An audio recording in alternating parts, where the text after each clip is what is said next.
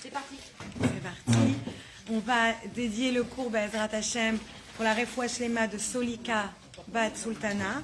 Kakadosh Baruch Hu donne la Refoua Shlema.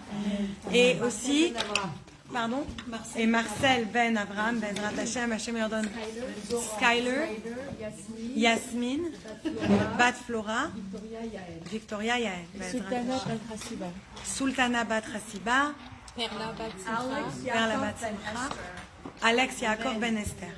Est-ce qu'on peut faire à la mémoire Oui, justement, là on va passer à la mémoire. À la mémoire de Simon Ben Messouda. Simon Ben Moussa, Belou Nishmat, Shimon Ben Mesouda et Yitzhak Ben Shlomo, Amran Ben Amram Ben Ada, Léon, Mardoché Ben Yosef.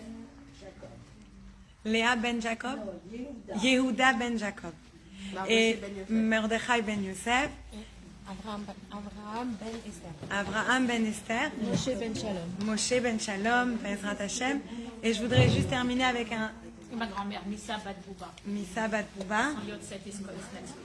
Et juste parler aussi rapidement d'une personne qu'on vient de perdre, le papa de mon beau-frère.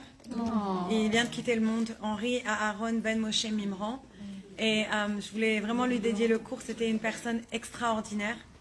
Et, après le cours, je vous montrerai une photo de lui et sa femme ensemble, vous verrez comment c'était beau.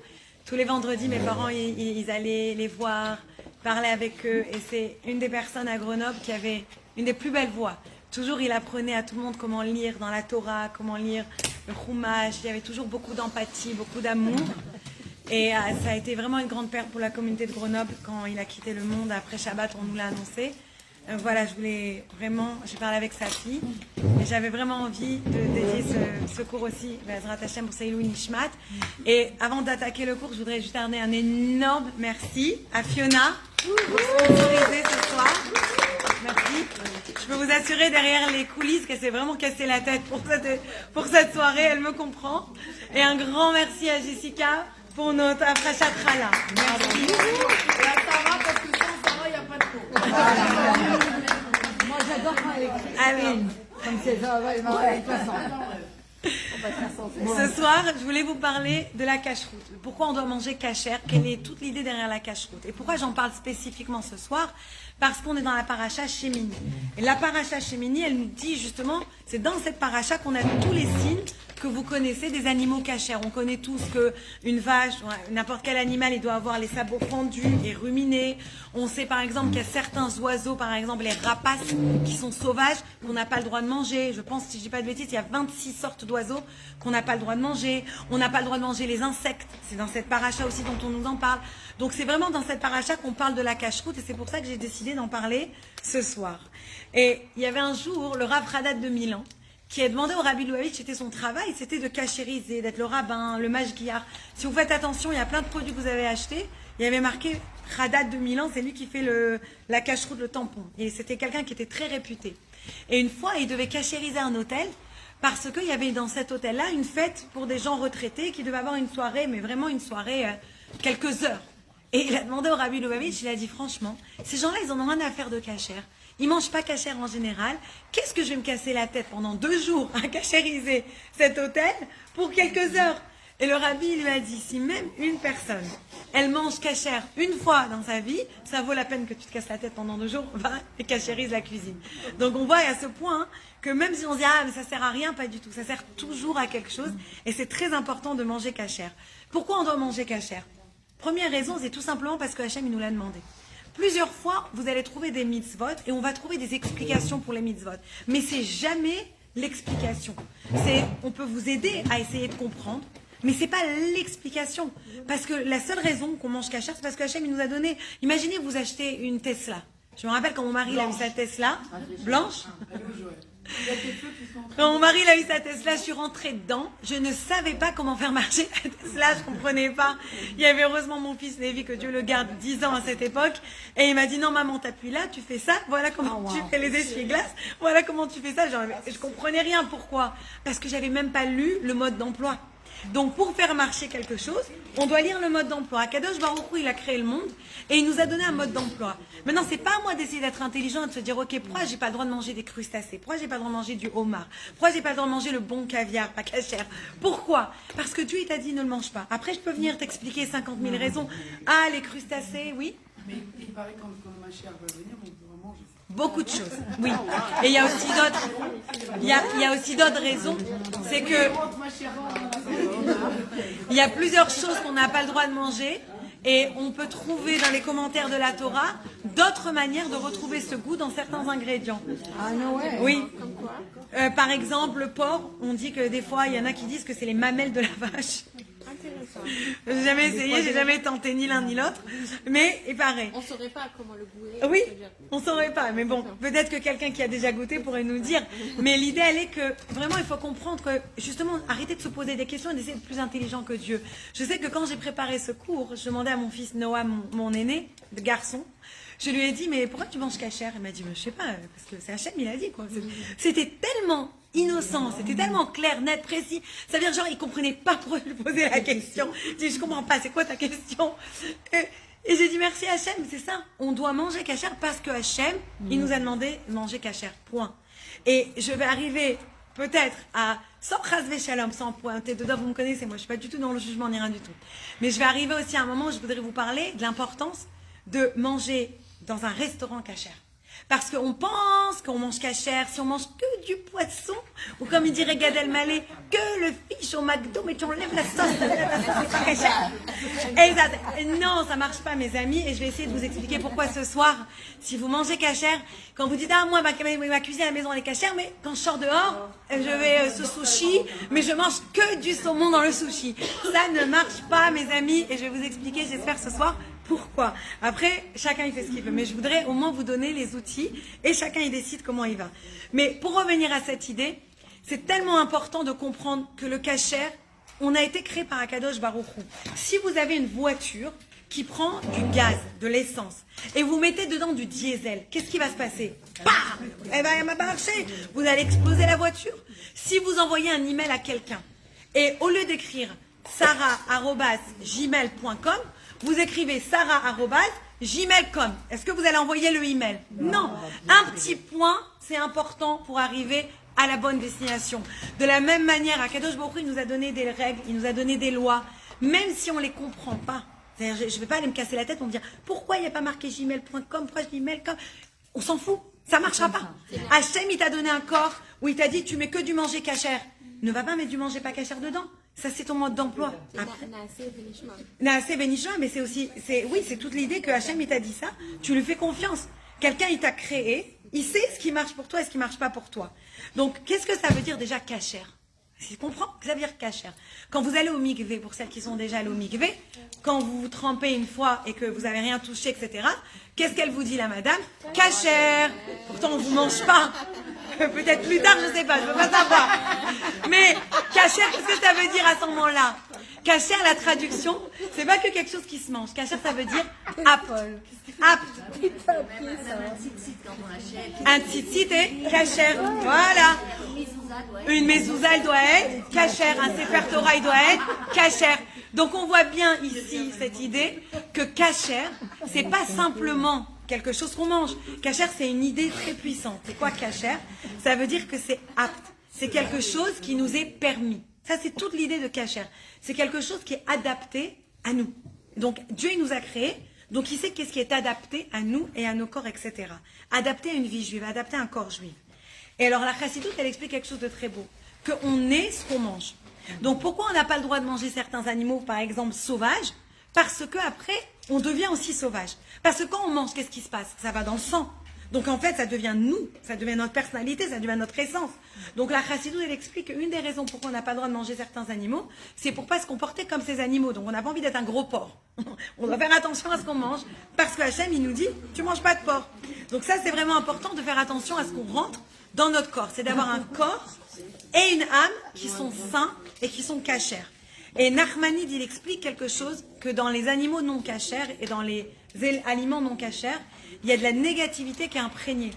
Donc quand on mange ça, on mange cette négativité. Donc ça, c'est vraiment important.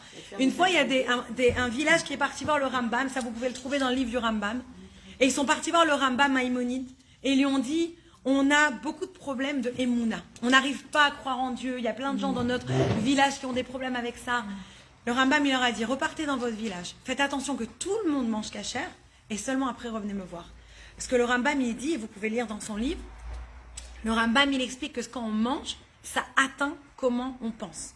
Ça atteint comment on se met en position par rapport à Akadosh Baruch Hu. À quel point c'est important comment on fait. Donc quand on réalise que quand on va manger, c'est pas simplement je mange parce que j'ai faim. On vient de discuter de ça en parlant des régimes. Des fois on doit arriver à se contrôler. C'est pas que je mange ce que je veux. Je me rappelle qu'une fois, je vous ai sûrement raconté cette histoire. J'étais avec ma fille aînée Liora dans un 99 cent store et elle voulait absolument un chocolat qui n'était pas cachère. Et je lui ai dit non. Je t'achète pas le chocolat, c'est pas cachère. Et elle crie, elle avait 4 ans, quoi. Elle criait comme un gosse de 4 ans. J'ai dit non, c'est pas cachère. Tu sais très bien que ce qui est pas cachère, on l'achète pas, c'est tout. Je dirais au magasin cachère, je t'achète autre chose. On arrive à la caisse et il y a une femme, une américaine, californienne qui connaît tout. Et elle est passée devant moi, elle a acheté le chocolat. Et elle l'a payé, et elle se tourne vers ma fille, elle lui dit « Tiens ma petite, ta maman elle veut pas t'acheter, mais moi je te l'ai payé le chocolat. » Alors je l'ai remis à sa place, bien sûr, je me suis un petit kit. Et après je lui ai dit « Ça n'a rien à voir. » Je lui ai dit « Toi tu crois, d'abord je fais ce que je veux, c'est mon éducation, mais à part ça, ça n'a rien à voir, ça a à voir avec la cache-route. » Et on apprend à nos enfants depuis qu'ils sont petits à se contrôler, vous savez comme c'est important. Pas tout est permis, tu peux pas tout avoir. Imaginez, quelqu'un il a le diabète. Tu vas pas. Je me rappelle, j'ai un ami, Marco Sidbon, s'il regarde, je lui fais un petit coucou. Il avait le diabète. Et mon père, un jour, à Rosh Hashanah, il lui a souhaité Shana Tova Umetuka, une année douce. Il a dit tu veux me tuer ou quoi? Mais c'est tellement important. Pourquoi? Parce que tout ce qu'on mange, ça nous influe. Quelqu'un qui a le diabète, il va pas aller manger du sucre. Il va faire attention à ce qui rentre dans son corps. Et vous voyez, regardez, malheureusement, c'est pas un exemple tellement très heureux, mais c'est un exemple. Qu'est-ce qui s'est passé le 7 octobre? Comment Zaka, cette organisation, ils sont allés et ils n'ont pas dormi des jours et des nuits pour donner le kavod, l'honneur au corps qui était tué, coupé, whatever. Hein? Zaka, ils n'ont pas dormi des jours et des nuits. Pourquoi? Parce que le corps juif, c'est un corps kadosh, c'est un corps saint. Quand tu sais ça, tu fais attention à ce que tu mets dedans. Parce que tu sais qu'à la fin de ta vie, ce corps, il va repartir chez Hachem, il t'a confié. Il t'a confié. C'est comme si je te prête ma voiture, j'ai pas envie que tu me la bousilles. Fais attention. Hachem, il nous prête ce corps. On doit faire attention à ce corps. Donc on doit faire attention à ce qu'on mange et ce qu'on met dedans. Et c'est tellement beau. Je sais pas si vous avez vu ce petit jeune, Yehuda Becher, à Lava Shalom. C'est un petit jeune qui a chanté Elokai Neshama en allant au Nova Festival. Vous l'avez vu cette vidéo? Et ses frères, ils ont repris la chanson et on voit des morceaux de lui. En fait, en allant au festival, on dirait qu'il sentait qu'il partait et il chantait que Dieu il m'a donné cette neshama, cette âme et il va la reprendre. C'était très très très puissant cette vidéo. Mais c'est mamage pour nous montrer que on a une corrélation entre le corps et l'âme. Et quand Dieu il nous prête quelque chose, on doit faire attention à cette propriété. Maintenant, qu'est-ce qui est... une autre histoire sympathique, puisqu'on parle de cache-route. Quand je me suis mariée, mon mari, c'est la seule fois d'ailleurs qu'il m'a fait ça. Faut que je lui rappelle. Il m'a dit, je te fais une surprise, je te dis pas où on va, prépare une valise, et on va aller, c'était Zarma, notre voyage de noces 2 mois après le mariage. Alors j'étais toute excitée, toute contente et tout, je préparais une valise. Jusqu'à l'aéroport, j'ai pas su où on allait. Mamage. Finalement, on est rentré dans l'avion. J'ai vu qu'on allait à Cancun. Hein? Quand même. C'était en septembre. Ouais. Il t'a dit c'est pour aller dans une... Ah oui, il m'a dit prends des habits d'été, machin et tout. J'ai cru qu'on allait à Cancun. À la fin, on arrive à Cancun, on est reparti jusqu'à Toulon. Mais Tarles, quand je suis arrivée à Cancun, religieuse. Ah oui, religieuse. Tu vas voir, je vais te raconter, tu vas rigoler. J'ai regardé, mon mari savait qu'on allait dans un resort avec 5 restaurants. Aucun cachère, bien sûr. Mon mari, il a pris un couteau et une planche. D'accord? Maintenant, on arrive, il m'a dit, Marie, prends à manger pour une semaine.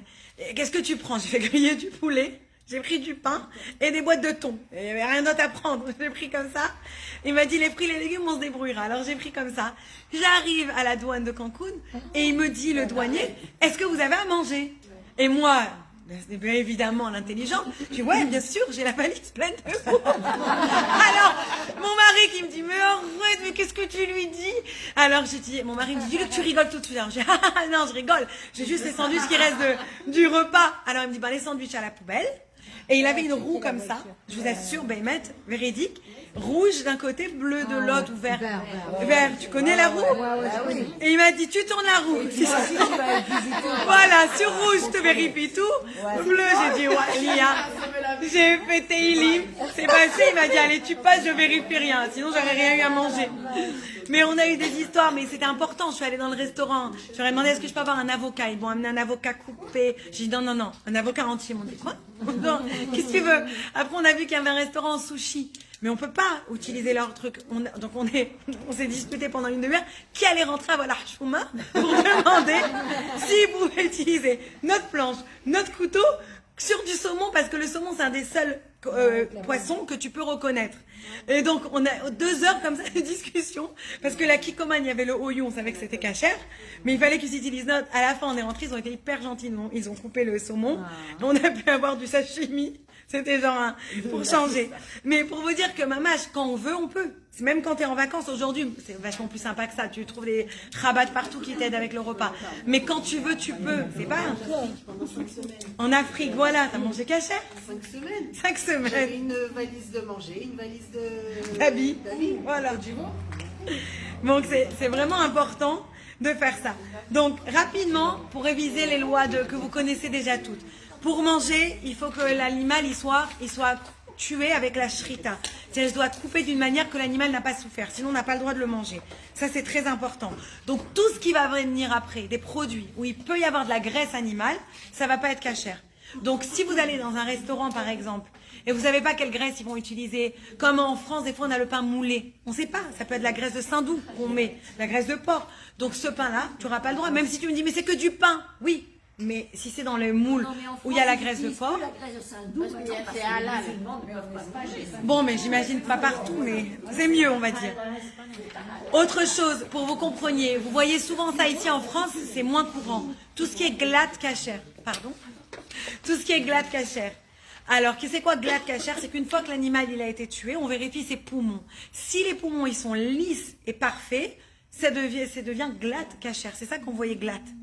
Que vous compreniez. C'est encore un autre niveau de cache-route. Autre chose, si l'animal, une fois qu'on l'a tué, on lui trouve des défauts, des problèmes ou des maladies, la viande, elle devient aussi pas cachère. Les oiseaux, 24 espèces d'oiseaux interdits. Ça, c'est surtout, par exemple, les oiseaux de proie, les aigles, les vautours, les corbeaux, d'accord? Tout ça, on n'aura pas le droit de manger. Ah, il y en a même qui mangent des pigeons. Je me rappelle, il y avait Madame Bernaï. C'est cachère, 100%. Cachère, le pigeon. Mon père, il a fait une fois la shrita un pigeon pour une femme enceinte. La viande, on est obligé de la saler un certain nombre d'heures, etc. Le foie, comme c'est rempli, gorgé de sang, on doit l'avoir que grillé. On n'a pas le droit de le cuire s'il n'a pas été grillé. Et là où on l'a grillé, attention, ça rend pas cachère. Donc n'allez pas griller votre foie sur votre barbecue, parce que votre barbecue est pas cachère. Trouvez, oui. Si vous n'aviez pas, on peut discuter après comment cachériser. Alors comment vous faites? Vous devez mettre à fond votre barbecue et le cachériser, très très chaud, donc c'est rouge comme ça ou avec un chalumeau. Mais si vous mettez du foie plein de sang sur le barbecue pour le cachériser, votre barbecue ne devient pas cachère. Poisson doit avoir écailles et nageoires. Donc évidemment, tout ce qui est crevettes, crustacés, crabes, anguilles, pas cachère.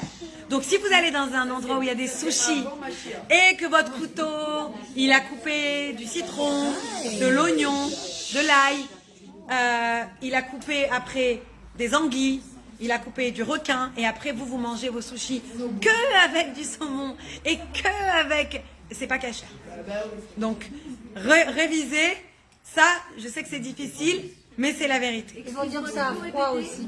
Je dis, si vous allez dans un restaurant de sushi, par exemple, et le couteau qui va couper le sushi, c'est le couteau qui a coupé de l'oignon, qui a coupé du citron, qui a coupé des crevettes, et après il coupe ton sushi n'est pas cachère. Il y a aussi l'idée que ça s'appelle harif, quand il y a certains aliments, ça veut dire piquant vraiment. Donc certains aliments qui sont piquants, comme l'oignon, l'ail, le citron, qu'on coupe avec, ça prend le goût. Donc par exemple, un couteau, avec quoi vous avez coupé un couteau de viande, et vous avez coupé un oignon avec votre couteau de viande, vous n'avez pas le droit d'utiliser l'oignon dans le lait. Si vous avez fait l'inverse, un couteau de lait, donc ça c'est pareil. Donc si vous avez pris un couteau et vous avez coupé des trucs pas cachers au harif, vous ne pouvez pas après l'utiliser pour couper votre sushi ou ce que vous voulez. À se rappeler. Il y a aussi Question sur la cache-route. Si on s'est trompé d'un couteau, voilà, j'ai mon couteau de viande, je me suis trompée, j'ai fait Mais non, tu le fais brûler, t'as pas 24 heures. Bon, maintenant, on la laisse finir la question. Je le mets où pour le laver déjà, pour après le cachériser, le recachériser. Alors, déjà, par règle, et ça c'est super pour Pessah à savoir, c'est la manière dont un outil ou un couteau, whatever, il est devenu pas cachère, c'est de la manière dont tu vas le cachériser. Donc, si par exemple, il a été pas cachère par bouillir, par de la vapeur, donc tu vas le cachériser avec de l'eau bouillante. S'il a été pas cachère par le feu, tu vas le cachériser par le chalumeau, par le chauffer très très fort. Donc, dans ton cas, si tu auras le droit de le rincer à froid, dans l'évier du toilette, par exemple, tu le rinces à froid, il n'y a pas de problème. Et après, la manière dont tu l'as rendu pas cachère, tu le cachérises. Dans quel évier le mettre en fait? Voilà, aux toilettes, c'est fini. Ah, really? Le lait. Alors, le lait, je voudrais juste vous expliquer parce que je reçois plein de fois cette question. Encore au cours dernier, on m'a dit, Sarah, pourquoi tu manges pas de cette quiche et de ce truc?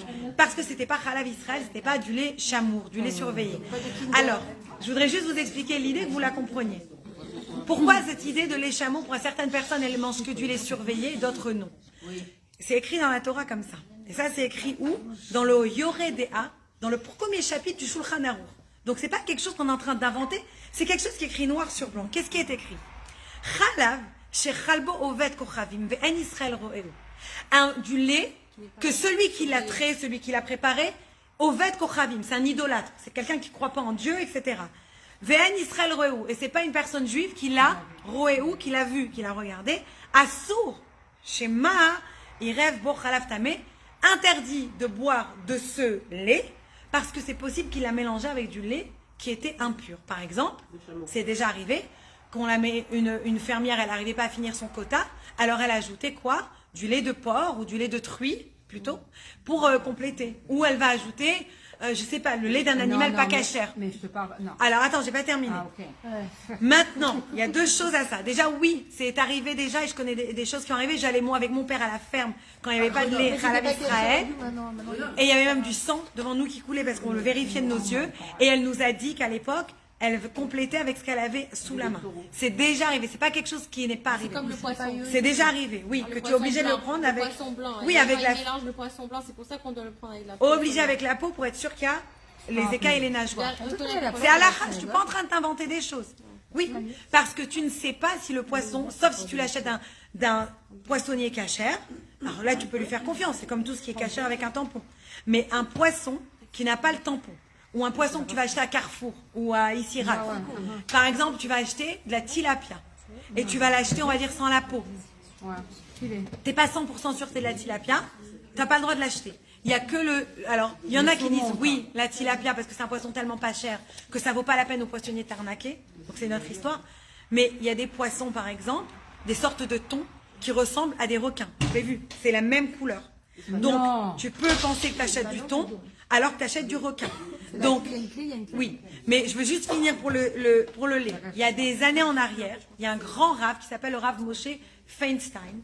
Et ce Rav, il a sorti un nouveau psak, il a sorti un ruling, comment on dit ça en français, une loi, un jugement, merci, voilà. Comme quoi il a expliqué que comme aujourd'hui on habite aux États-Unis, et que dans les États-Unis, il y a les fermes, elles sont régimentées par certaines lois, et elles ont des inspecteurs de santé, etc. Donc elles vont pas prendre le risque de perdre leur clientèle en ajoutant un lait qui n'est pas un lait adapté. Et donc il a donné une manière d'autoriser ça. Mais juste que vous sachiez, lui-même ne prenait que du lait surveillé. Il a permis aux autres, mais lui-même il rentrait chez lui que du lait surveillé. Mon père, il m'a raconté une histoire que j'ai trouvée extraordinaire pour vous montrer à quel point certains rabbins, ils sont élevés. C'est pas à notre niveau, évidemment.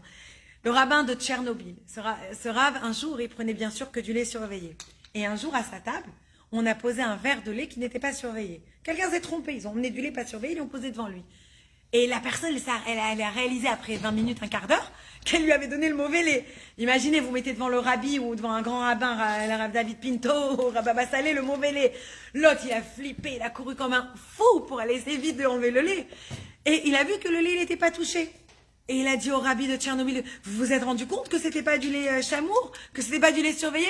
Il lui a dit non, je l'ai même pas vu.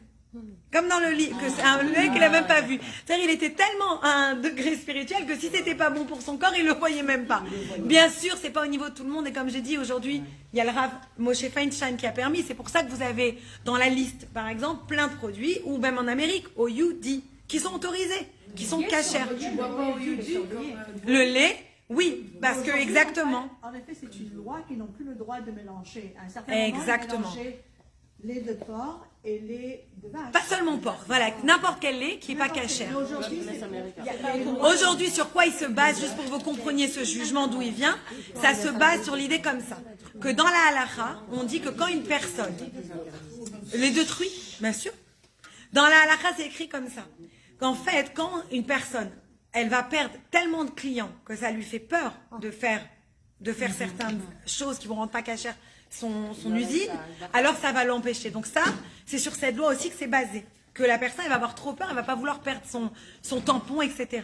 Donc juste que je vous explique juste, pour que vous compreniez pourquoi il y en a qui font que le lait surveillé, il y en a qui sont OK avec le lait pas surveillé, et sur qui ils se basent, c'est sur ce jugement-là. Donc, En effet, je m'explique. vas-y.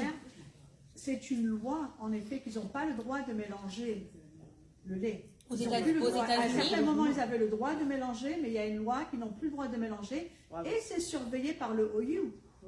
oui, mais ils sont pas, c'est surveillé par le OU, mais ils sont pas 24/7, ils sont pas 24 heures sur 24 dans Moi, l'usine. je connais des gens, ils étaient là-bas pour surveiller, et ils disaient, même pas ils surveillaient vraiment. Oui. Et c'était impossible de surveiller tout. Bien sûr. Alors même que, Pas seulement même ça, les ils vont pas vaches, tous les jours à l'usine, alors que les vaches, elles sont traitées tous les jours. tout le temps. Bien sûr. Mais moi, je me rappelle parce que à l'époque, à Grenoble, on n'avait pas de lait surveillé. Donc, on montait à la ferme. Vraiment, on prenait les grands trucs de lait comme ça. Et je me rappelle qu'on voyait du sang couler. Mon père, il arrêtait. Après, il y a d'autres lois. S'il y a 1/60 de sang en plus, au moins, etc. Il y a plein d'autres lois qui sont après, qui se découlent de ça. Moi, je vous donne juste la loi générale. Oui, mais dans ce cas-là, oui, parce que c'était pas, il n'y avait pas une loi qui disait. Elle part d'avant, ouais, elle part de maintenant. Mais là, aujourd'hui, aux États-Unis. Oui, 100%. Mais laisse-moi te poser une question. Est-ce que, parce qu'il y a des lois, tout le monde les respecte tout le temps? Dans le Mais monde. c'est comme les gens qui mangent la viande bête, Non, sais. mais alors, si on ne peut pas rely sur le OU, alors rien n'est cachère. Non, c'est pas ça.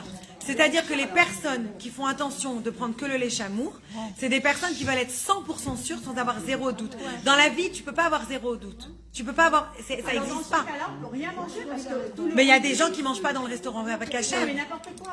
Oui, cachère. Ah oui. Une boîte d'olives parce qu'il y a marqué OU, parce qu'ils ne sont pas tout le temps là-bas, comme ils ne sont pas tout le temps pour le lait, alors c'est pas cachère aussi. Parce qu'après, tu vas dans l'autre loi, qui est qu'on se base qu'une personne ne va pas vouloir perdre le business. Donc elle a tellement peur qu'on lui enlève le business si elle fait une erreur de cache-route qu'on peut lui faire confiance parce qu'il y a une C'est la perte même chose d'argent. avec ce que je veux dire par là, c'est Il y a ça. deux trucs, tu comprends? Non, ce que je veux dire par là, c'est qu'on applique la même chose au lait. Il faut appliquer la même chose au lait alors. Parce qu'il y a des lois. Non, mais attends. Mais c'est basé sur ces Attends. jugements. Non, je pense Il que y a une c'est chose, la non, il y a une chose qui me un peu, ouais. Vas-y. L'idée que tu mettes la religion avec le business, j'ai un problème. Mais c'est obligatoire. Non, ça fait un grand problème pour moi parce que moi je prends jamais la religion avec le business. Mais comment tu veux qu'une personne qui va passer sa journée à faire mashgiach pour toi, mais moi tu manges aussi, cachère, elle soit pas payée? Pourquoi c'est faire? Non, c'est pas fair. Je dis pas que c'est fair. Alors pourquoi ça peut pas non, mélanger? mais par exemple quand tu dis s'il va perdre, ça- Non, je te parle du propriétaire de l'usine. Ouais, ok, non merci. Je parle du propriétaire de l'usine. Quand je te dis la personne n'a pas envie de perdre le business, je te parle du propriétaire de l'usine. Ouais, mais ok, maintenant tu dis le business, right? Mais il y a encore des choses qui arrivent dans la cache-route, par exemple, et je vais mettre ça parce que je crois que tout le monde en pense, que les super cachères, les supermarchés, ils augmentent leur prix au double parce que c'est Pessah. Alors maintenant. Oui, non, mais là on parle d'un autre sujet complètement, mais alors, ça n'a rien à voir avec ce qu'on est quand en tu train de parler. quand tu commences à dire depuis le début, ouais, s'il y a le business et c'est comme ça, alors la religion, elle laisse faire ça. Alors maintenant. Non, non, c'est pas ce que j'ai dit. Ouais, c'est Pas du tout. Non, c'est pas ce que j'ai dit. J'ai dit on parle du producteur d'ici de lait ou du producteur de l'usine. Oui. Quand ils savent qu'on va venir les vérifier et qu'on peut les attraper, par exemple, à tricher, d'accord? Donc la peur qu'ils ont d'être vont pas attrapés, faire. ça va faire qu'ils vont pas faire la tricherie. C'est ça que je dis. J'ai pas dit qu'on a le droit d'augmenter les prix par 3, c'est pas du tout ce que j'ai dit. Non, non. Je parle du propriétaire. Et c'est pareil, par exemple, dans des restaurants. Il y a des restaurants où tu as un mashgiar midi, ça veut dire que tu as un mashgiar qui est là non-stop. Et tu as des fois des restaurants où tu as le mashgiar qui vient et qui part. Et je peux te dire de personnes de ma famille qui ont été mashgirim, qui ont été des surveillants. Il y a une personne qui travaillait à Paris, mon oncle, et il m'a raconté qu'il allait, et c'est lui qui mettait les tefilines au mashgiar. Je dirais pas de quelle compagnie, qui, bien sûr, tellement ils n'étaient pas, ou des fois ils trouvaient des produits carrément pas cachers dans les restaurants. Donc oui, ça existe, on peut pas croire à tout le monde et tout est beau, tout est rose. Il y a un coût à venir, à vérifier, et il y a des gens malheureusement qui prennent pas ça au sérieux. Il y a des gens qui ça leur dérange pas de faire pécher tout le monde. Ça s'appelle Hirat Shamaï, d'avoir la crainte de Dieu pour faire pécher. Les gens qui font ça, mais les gens qui font ça, les personnes qui mangent, c'est pas leur péché. C'est pas très strict. Right? J'ai pas entendu. Non, je dis pas les mashgiars, c'est pas très strict. Moi, je connais des amis qui sont mashgiars et elles ont des inspections intempestives quasiment tous les 2-3 jours. Ben, c'est très bien et ça dépend avec quel ashgacha tu as. Parce qu'il y a le OU, il y a le OK, il y a le. C'est pas toutes pareilles. Il y en a. Et ça les dérange pas, ils te disent, ils t'appellent, je connais, il y a un endroit ici à Los Angeles par exemple qui est ouvert carrément Shabbat et qui est cachère, sous un des rabbins, cachère. Pourquoi? Parce qu'il fait un certain accord, etc. Alors il y en a qui vont dire, c'est pas lui pendant Shabbat, après. C'est comme Kofi. Non, je sais pas. Non, c'est comme l'autre. Oui, tu peux trouver des tricks et des astuces et des tralouis. Je trouve qu'ici c'est plutôt contrôlé par rapport à la France. Ça dépend. Crois-moi que ici aussi, il y a eu des scandales de la cache-route. En haut de la rue, il y a un boucher, je sais pas si vous vous rappelez, il recevait de la viande pas cachère et il la vendait en cachère. Là, il y a quelques années avant Pessah. Voilà. Donc, il faut comprendre. Mais ça, c'est les honneurs qui sont. Mais c'est la vie. Oui, et combien de gens ils ont mangé pas cachère avant qu'ils tombent? Mais c'est pas le péché, c'est pas le péché de la personne, c'est leur péché. Non, c'est pire, parce qu'il n'y a pas pire péché que de faire pécher les autres. Voilà, c'est ça. Mais, ok, pour revenir, excusez-moi, je reviens, parce que là on est en train de parler sur des trucs politiques, des hashgachot et autre chose. Là, je voulais juste vous expliquer. Non, je sais, ça veut dire que ça vous intéresse, c'est bien. Mais je voulais juste que vous expliquiez c'est quoi l'idée, pourquoi certaines personnes ne prennent que du lait surveillé, et pourquoi on est autorisé, d'autres personnes par Rav Moshe Feinstein, à prendre du lait qui est pas surveillé. Je vous ai pas encore fait tout ça responsable. Je suis partie dans le global pour essayer de vous expliquer l'idée de base. Le fromage, très attention de manger que du fromage cachère parce que ça s'appelle la pressure. Renette, merci. Très souvent, ils utilisent des matières animales, donc lait et viande mélangées, pas cachère, donc faites attention aussi. La rainette, la majorité du temps, c'est des enzymes du cochon. Eh ben, en plus, du cochon, encore mieux. Donc, pas cachère, faites attention. Donc, encore une fois, pourquoi je vous parle de ça? Les filles, je vous en supplie, aidez-moi parce que sinon je vais perdre ma voix à la fin de la soirée. Mais pourquoi je vous parle de ça? Vous allez dans une pizzeria pas cachère et vous mangez qu'une pizza margarita. Quoi le problème? Eh ben, il y a un problème. D'abord, le four avec peut-être des aliments pas cachères. Qu'est-ce qu'il y a? Non, Ah, pardon. Et à part ça, vous savez pas quel fromage il a mis. Et si le fromage il est pas cachère, vous mangez pas cachère en mangeant que une pizza. Donc je veux juste vous faire réaliser. Après, chacun il fait ce qu'il veut, c'est sa vie. Personne va venir chez vous, vous regardez. Mais je veux juste vous expliquer pourquoi et la logique derrière ça. Fruits et légumes. Vous allez me dire alors qu'est-ce qu'il y a les fruits et légumes? Fruits et légumes, s'ils viennent d'Israël tous les 7 ans, donc je dois faire aussi attention à que c'est pas légumes de l'année de la Shemitah. Autre chose. Je sais, ça paraît, on n'y pense pas. Tous les 7 ans, tu dois laisser la terre en jachère. Donc, tu n'as pas le droit de dois reposer la terre. Donc, si tu as travaillé ta terre, si tu as travaillé ta terre et tu as fait quand même pousser tes arbres et t'as... C'est toi que c'est pas l'année de la Shemitah. Alors, si tu es en Israël, par exemple, Mais si tu es pas en Israël, alors, il y a une liste qui sort les 2 ans après la Shemitah qui te dit quels sont les fruits et les légumes que tu peux manger qui vont... Et ils savent, pour ici, ils savent exactement qu'est-ce qui a été... ils les vendent. Pardon? Ils les vendent, les fruits et légumes qui vont être Shemitah, par exemple. Non, ils vont pas, ils vont les vérifier, il y a des listes. Tu sais, par exemple, on va dire que tu sais qu'il n'y a pas eu de citrons, on va dire, d'accord, qui ont été plantés. Donc si l'année d'après tu as des citrons d'Israël, tu comprends, tu sais que c'est des citrons qui sont de la Shemitah, par exemple. Je vous donne un exemple comme ça. Autre chose, c'est que par exemple, les fruits et légumes de la Shemitah, disons que tu as un verger, et ça pousse quand même, des fois ça pousse, même si tu n'as pas travaillé la terre. Tu peux les manger, tu peux pas en profiter et les vendre, mais tu peux les manger, mais tu peux pas les jeter n'importe comment. Pourquoi? Parce qu'il y a la gdoucha dedans, une sainteté spéciale, c'est comme un Sefer Torah, c'est comme une mezouza. Tu peux pas juste les jeter. Il doit y avoir une manière dont tu dois les jeter. Je suis même pas sûre. Et il faut les laisser pourrir et une fois que c'est plus frais, là tu vas pouvoir. Donc il y a des choses qu'on pense même pas. On se dit mais alors qu'est-ce qu'il y a? C'est des fruits et légumes. Autre chose, je mange qu'une salade dans le restaurant. Ça c'est une note qu'on entend souvent. Mais est-ce que vous savez combien de fois on vous dit dans la Torah de pas manger du lait et de la viande ensemble? 3 fois. Combien de fois on vous dit de pas manger du porc? On vous dit jamais vraiment ne mange pas du porc, on vous dit ne mange pas un animal qui rumine pas, ne mange pas un animal qui n'a pas les sabots fendus, d'accord? Mais combien de fois on vous parle des insectes? Les insectes, c'est mentionné plusieurs fois plus que tout. Donc ça veut dire que c'est beaucoup plus grave peut-être de manger des insectes dans la salade. Et je vous assure que combien de fois on se dit ça va, n'importe quoi, et on ouvre le paquet de salade, on trouve dedans une bête. Mais combien de fois ça arrive? Parce que tu ouvres une date, il y a une bête dedans. Ça arrive. C'est des choses de la vie, c'est des choses naturelles, des choses normales. Quelque chose à penser. Je passe après aux œufs. Les œufs. Les œufs, c'est le sang, bien sûr, ça on le sait. Et aussi de manger que les œufs qui sont cachers. Par exemple, un œuf de corbeau, je sais pas si les corbeaux ils ont des œufs, mais un œuf de corbeau, tu pourras pas le manger. Un œuf d'aigle, tu pourras pas le manger. Même si c'est une delicacy, tu n'auras pas le droit de le manger. Donc ça, c'est vraiment important. Le lait et la viande, il y a 3 interdictions. Pardon? Canard, c'est cachère. Canard laqué, c'est cachère. Canard, tranquille. Le canard tranquille, cachère 100%. Pas de doute. La caille, c'est cachère. Les petits coquelets, c'est cachère. J'ai la caille. Ouais, j'ai déjà dit la caille. Je sais pas, mais il y a plein de choses qui sont cachères. Les sauterelles, si elles ont certains signes, au Maroc, ils savaient comment trouver les sauterelles cachères. Les sauterelles, c'est pas des insectes? C'est oui, mais il y a une catégorie de sauterelles qui est décrite avec des signes très spécifiques que tu as le droit.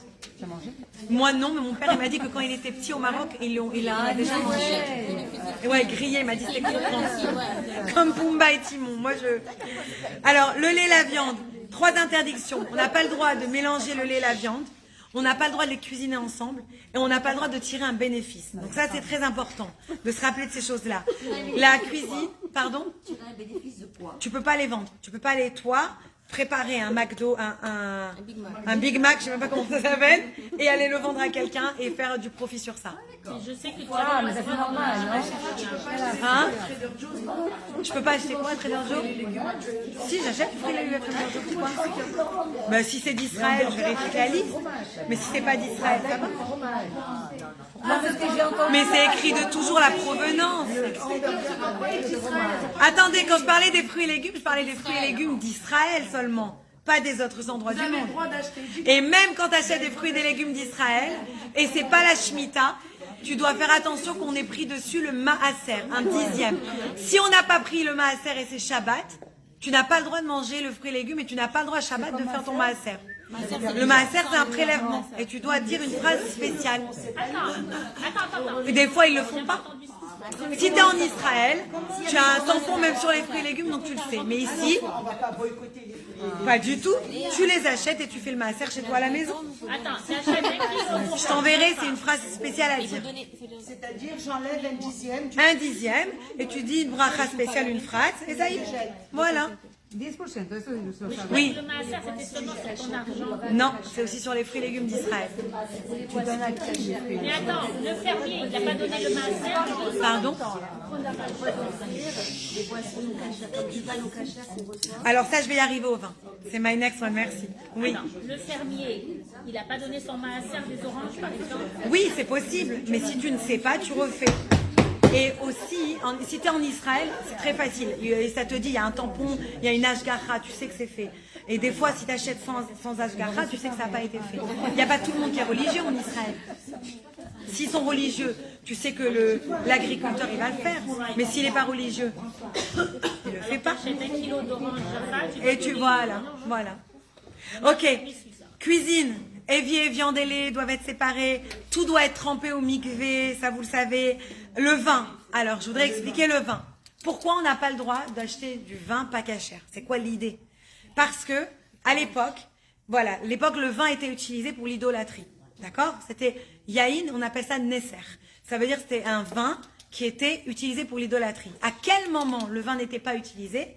C'est si le vin, il était cuit. C'est ce qu'on appelle aujourd'hui mevouchal. Vous avez peut-être entendu ça. Ça veut dire quoi qu'il est mevouchal? C'est où il est cuit de certaines manières, où on l'a envoyé au laser pressurisé très rapide.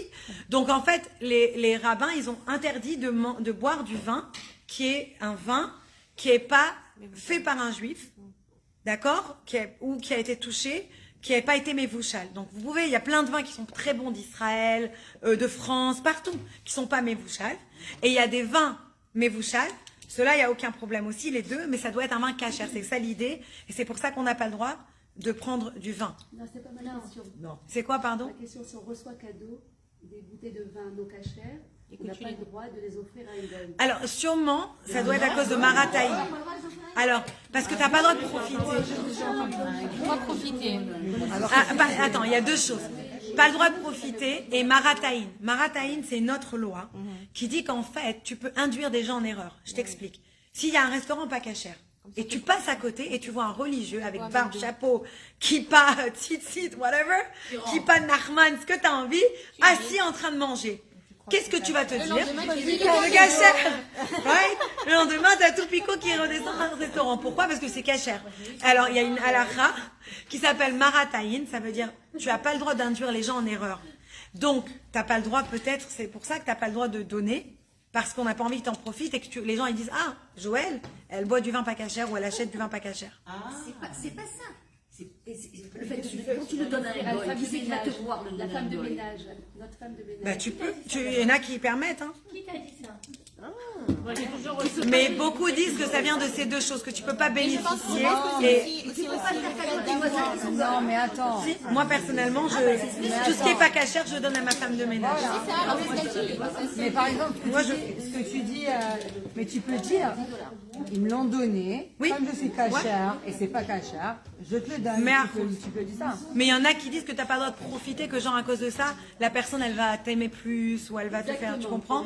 Il y en a qui disent que tu n'as pas le droit, voilà. Pour pas qu'il y ait des gens, non, pour pas qu'il y ait des gens après qui pensent que c'est ok et que tu vas au magasin carrément l'acheter, tu comprends? Ça commence que tu redistribues et après ça finit.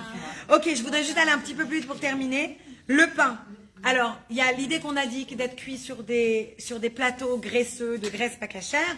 Et il y a aussi l'idée, je voudrais vous expliquer, c'est quoi pâte Israël. Vous avez peut-être aussi entendu parler de ça, comme Chalav Israël, pâte Israël. C'est quoi pâte Israël? C'est la cuisson d'un juif. C'est pour ça que si vous voyez dans tous les restos cachers, il y a toujours un mashgiach qui est Shomer Shabbat, qui doit allumer le feu. Vous avez dû voir ça 1000 fois, right? Pourquoi? Parce qu'il y avait cette idée-là. Et bien sûr de prendre la challah. Mais je veux juste expliquer rapidement pourquoi cette idée de pâte Israël, de cuisson juive. C'est-à-dire qu'à l'époque, pour ne pas faire que on se mélange, donc il y avait toujours que tu peux manger quelque chose qui a été cuisiné par un juif. Et ils ont fait une halakha, les rabbanim, les rabbins.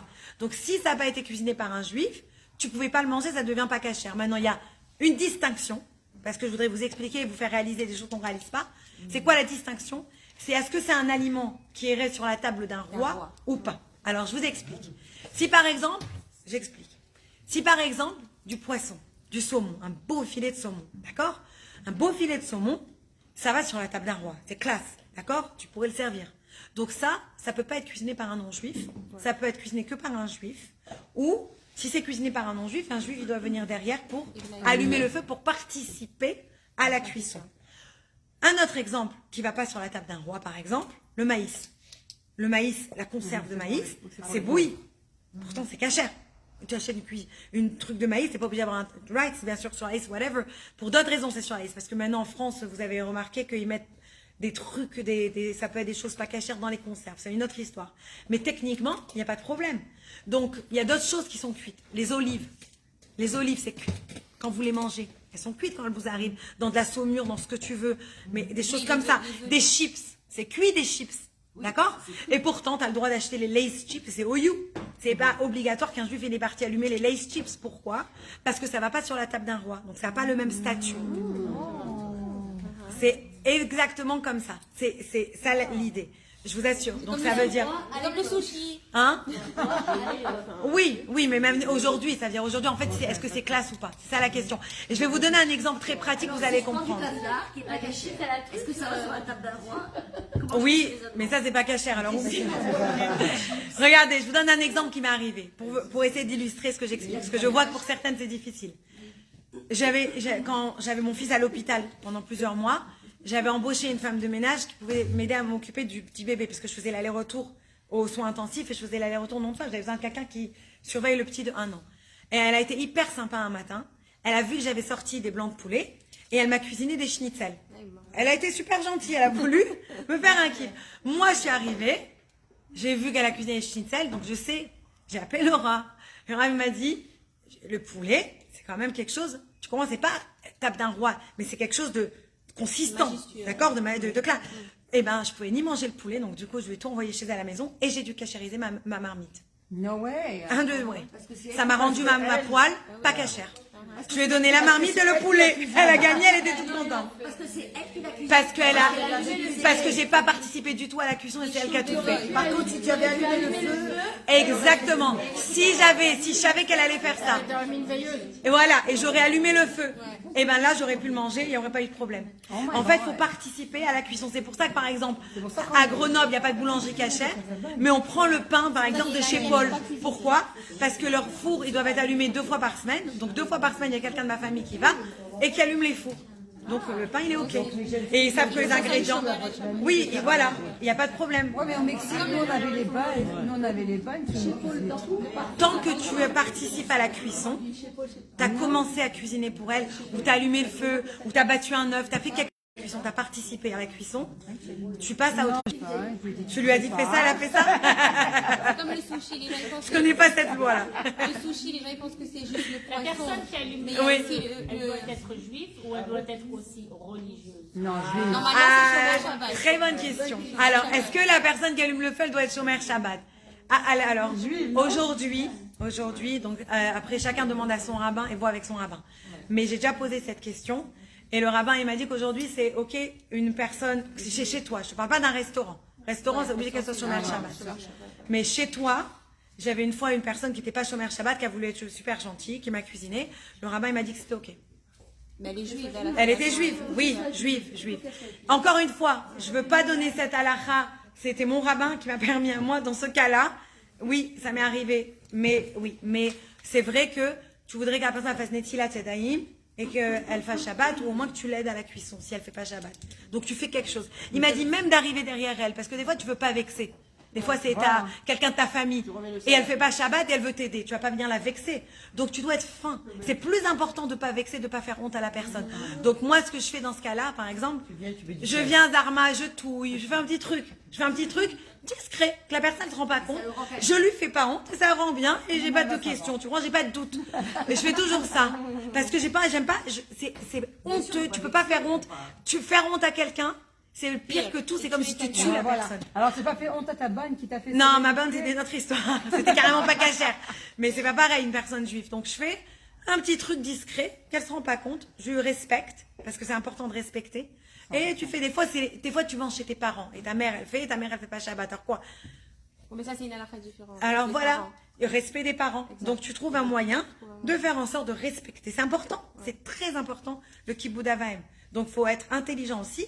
Et c'est pour ça qu'on a des rabbins, des bons rabbins. Je ne parle pas des rabbins pas top, mais il y a des rabbins extraordinaires. Trouvez-vous un bon rabbin qui vous pose vos questions. Et en général, les rabbins, ils sont très compréhensifs.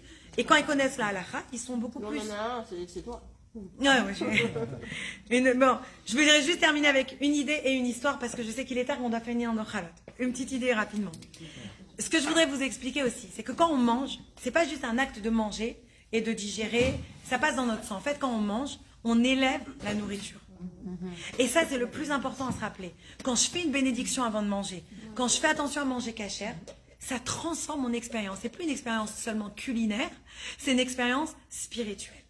Et si c'est pas cachère, eh ben, il n'y a pas la possibilité d'élever. C'est tout. Il faut comprendre ça. Et donc, ce serait dommage de perdre ce potentiel que je peux élever, que je peux amener et me rapprocher de Dieu à ce moment-là. Je voudrais juste expliquer avec une petite idée. Il y a des choses qui vont rester coincés dans le monde et qui vont pas réussir à se lever. C'est-à-dire, je peux faire 50 bénédictions sur ma côtelette de porc, ça va pas être élevé, jamais. Elle sert à rien, la bénédiction. Il y a une personne, une fois, j'ai vu cette vidéo, elle est partie voir le rabbi, vous l'avez sur YouTube, et il lui dit, un monsieur vient de voir le rabbi, il dit, vous savez, Réhouven, je sais pas qui c'est Réhouven, il est devenu cachère et toute sa maison, elle est cachère. Et le rabbi se tourne vers la personne et lui dit, dis-lui que Dieu ne garde pas de dette et qu'il va être récompensé très très vite.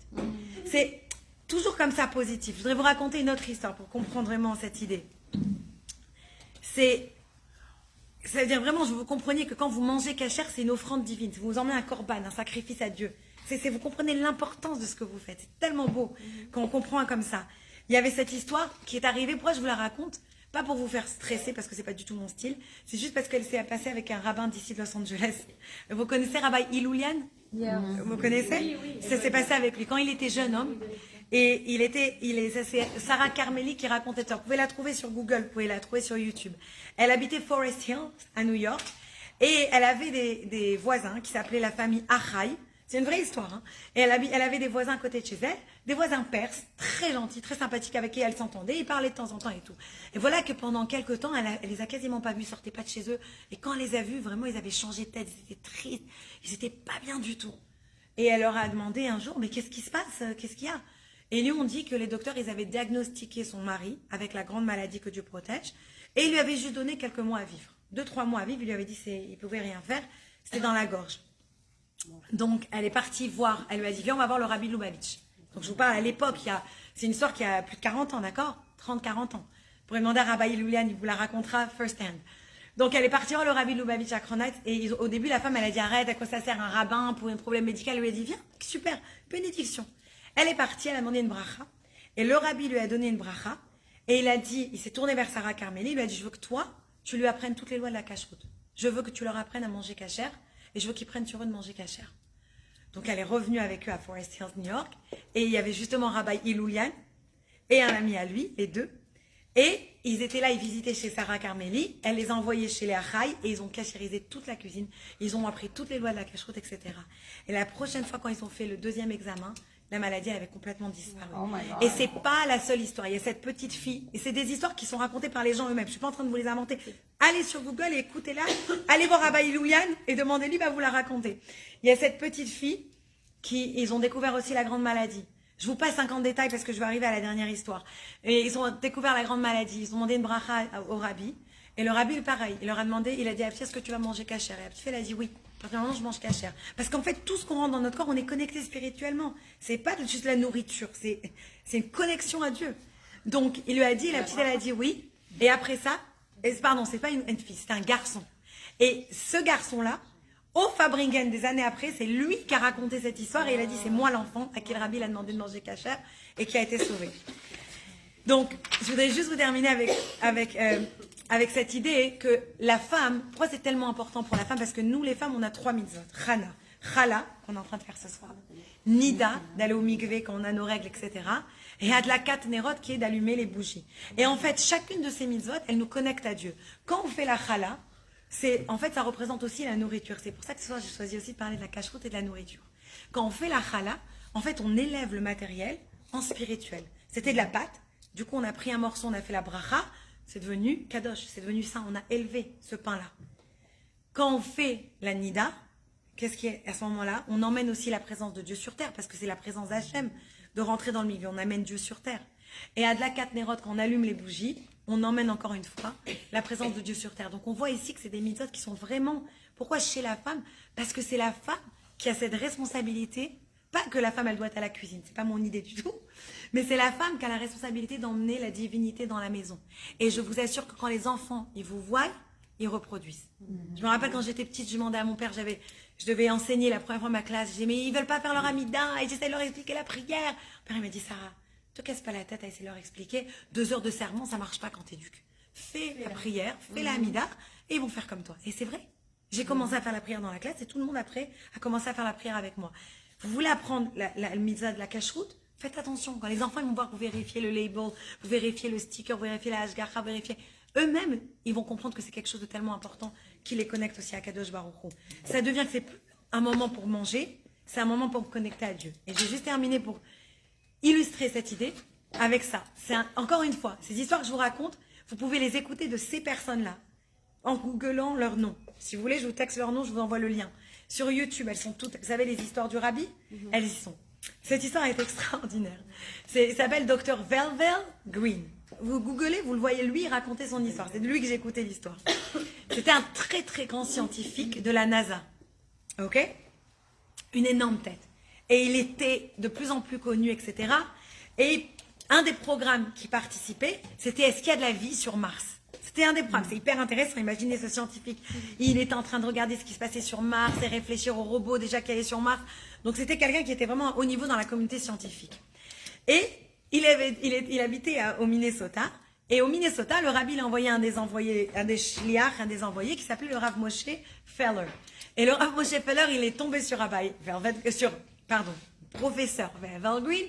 Et il a commencé à lui parler et à lui dire c'est important que tu manges cachère, c'est important que tu fasses ci. Il a commencé à essayer de le rapprocher de la religion. Bon, le rabbin, il n'était pas du tout religieux, c'était quelqu'un de complètement... Je fais que de l'appeler un rabbin. Le professeur, merci. Le professeur, il n'était pas du tout religieux, quoi. C'était un scientifique, quoi, lâche-moi. Mais le rabbin, il aimait le rabbin, il s'est mis copain avec lui, alors il voulait lui faire plaisir. Un jour, il devait partir dans une énorme conférence, une grande conférence scientifique. Le rabbin, il a dit, je t'en supplie, j'ai une faveur à te demander. Une faveur. Il lui a dit, c'est quoi la faveur? Il a dit, tu vas être dans l'avion. Il a dit, oui. Tu vas manger dans l'avion. Il a dit, oui. Il lui a dit, je t'en supplie, commande un repas cachère. Le rabbin, il a dit, je m'en fous de manger cachère. Et que je m'en fous, tu veux que j'aille dans l'avion maintenant bouffer cachère, mais que je m'en fous de manger cachère. Le rabbin, il a dit, s'il te plaît, fais-moi un plaisir. Je te demande une fois. Parce que si les gens, ils voient que professeur Velvet Green, il mange cachère, ça va vraiment être bien. Tu vas pouvoir influencer. Et grâce à toi, tu vas faire, même si toi, tu manges pas cachère, ça va donner des mitzvot aux autres. Donc, il a écouté le rabbin, il a commandé un repas cachère, il est assis, et voilà qu'il commence à faire le service, etc. Et une fois qu'il commence à faire le service, il voit que personne ne le sert. Donc, il appelle l'hôtesse de l'air, il dit, excusez-moi, il dit, où est mon repas? Alors, elle dit, monsieur, vous avez commandé un repas? Alors, il dit, oui, un repas cachère. Donc, tout le monde se retourne, parce que les gens le reconnaissaient. Tout le monde se retourne, tout le monde regarde le professeur Velvet Green qui dit un repas cachère, et tout le monde dit, lui, il a commandé un repas cachère. Tout le monde le regarde, alors il a rechouma, quoi. Il a honte devant tout le monde. Il dit oui, repas cachère. Elle dit excusez-moi, je vais vite regarder, etc. Elle revient pas 5 minutes, 10 minutes, lui il crève de faim, mais il avait rien mangé ce jour-là. Pas, il meurt de faim, il n'en peut plus. Elle repasse, il dit excusez-moi madame, je m'excuse au moment de vous déranger, mais j'ai faim, je crève de faim.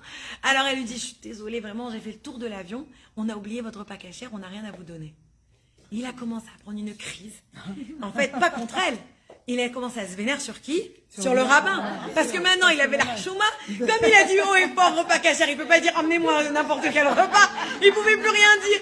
Donc, il crevait de faim tout le vol. Il mourait de faim. Il n'en pouvait plus. Toute la route, il dit, je vais le tuer, ce rabbin. Je vais tuer ce rabbin Feller. Je vais le tuer. Il était fou de rage. Finalement, à minuit, il atterrit à Chicago, à O'Hare, à l'aéroport de Chicago. Il y avait une escale de 1 heure.